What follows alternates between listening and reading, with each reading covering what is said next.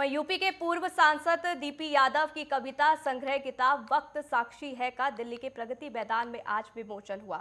इस दौरान पूर्व सांसद डीपी यादव से नेटवर्क 10 के संवाददाता राजकुमार चौधरी ने खास बातचीत की है, वो आपको सुनिए।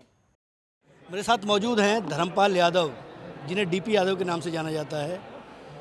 देश की राजनीति में बहुत महत्वपूर्ण योगदान दिया है। इस समय एक नया चेहरा, मतलब पहले से किताबें लिख रहे हैं, लेकिन एक और कृति आई है, वक्त साक्षी है, वक्त की बात कर रहे हैं। इसकी प्रेरणा कहाँ से मिली? प्रेरणा तो समाज के विचारों से मिलती है, महापुरुषों के ग्रंथों से मिलती है और मौजूदा एनवायरनमेंट से मिलती है। तो तमाम इकट्ठा होकर सबसे बड़ी प्रेरणा भगवान देता है, ऊपर देता है और आदमी की आत्मा देती है। उन्हीं तमाम चीज़ों को संकलन करके, सोच करके तब मैंने इन कविताओं में जाने का निर्णय लिया है। और मैं समझता हूँ कि ये जीवन यापन और जीवनचर्या की बढ़िया कविताएं हैं। अगर लोग पढ़ कर के, समीक्षा तो उनके हाथ में है, लेकिन मैं समझता हूँ नौजवानों को, समाज को, बच्चों को, अभाव और गरीबी में जी रहे लोगों को स्वाभिमान की एक अच्छी परिभाषा उन्हें मिलेगी और हम लोग आगे बढ़ेंगे। यानी एक चीज़ और, ये जो निचोड़ है, अगर हम इस पूरी किताब के एक निचोड़ की बात करें, क्योंकि कहीं ना कहीं एक संदेश देने का प्रयास है, एक मैसेज देने का प्रयास है। आपने वक्त को बेहद करीब से देखा है, क्योंकि गांव की पगडंडियों से निकल के जिस तरीके की वो उसकी प्रस्तावना में पढ़ रहा था, क्योंकि एक गांव में जब आदमी पढ़ के बड़ा होता है और जिस तरीके की राजनीति आपने, जिन पगडंडियों पर आप चले, तो अगर इसके निचोड़ की बात करें इस किताब के, तो इसका निचोड़ क्या है? भारत गाँवों का देश है और गाँवों में गरीब लोग बसते हैं। अभाव, कठिनाई, मुश्किल ज़िंदगी को जीने की तरह तरह की परेशानियां उनके साथ जुड़ी हुई हैं।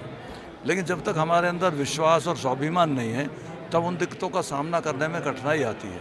लेकिन अगर स्वाभिमान और अपनी आत्मा को पहचानने का काम आदमी के पास है, तो निश्चित तौर से ज़िंदगी की सारी कठिनाई अलग हो जाती हैं और आदमी अपने आप को भगवान से भी, समाज से उस रूप में जोड़ता है। तो उन तमाम बातों को लेकर कि लोगों में निराशा ना पैदा हो, आशावान बनकर ज़िंदगी चलाने का काम करें, ये रचनाएं मैंने की हैं। इसके बाद कुछ और, कुछ नया और, क्योंकि जीवन कभी रुकता नहीं है और संघर्ष का जीवन तो कभी नहीं रुकता। इसके बाद जो लोगों में एक चाहत है, मैं अपनी आत्मकथा को प्रकाशित करवाऊंगा। और आत्मकथा क्या होती है कि उसमें एक एक शब्द में सच्चाई होती है, आप जानते ही हैं। तो उस रूप में अपने आप को बताने की कोशिश करेंगे कि हम किन खेतों से निकल कर, किन गाँवों से निकल कर, किन गलियों से निकल कर के और अपने कर्म के बल पर कर्म करके सच्चाई के साथ हम आगे आए हैं। कठिनाइयाँ आई, परेशानियाँ अभी भी आएंगी, ज़िंदगी जीने में आती हैं, उनकी कोई परवाह नहीं है और हम आगे बढ़ते रहेंगे। देश की युवा पीढ़ी को कोई संदेश?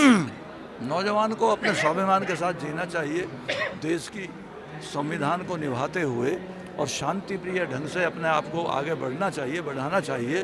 तो यही नौजवानों की असली रास्ते की ज़िंदगी की वो हो सकती है कि आदमी, नौजवान अपने आप को आगे स्थापित करने के लिए शांति के साथ, अपने विचारों के स्वाभिमान के साथ आगे बढ़े और चले। एक अंतिम सवाल, मौजूदा राजनीति, क्योंकि आपने राजनीति को जिया है, राजनीति की नहीं है, राजनीति को जिया है, तो मौजूदा जो राजनीतिक हालात हैं देश के, प्रदेश के, कोई टिप्पणी?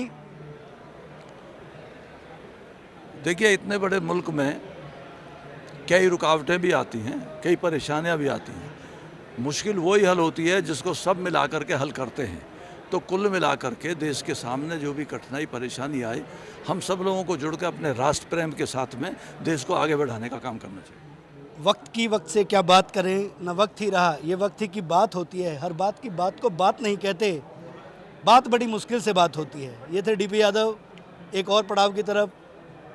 कैमरा पर्सन अमित के साथ राजकुमार चौधरी, प्रगति मैदान, दिल्ली।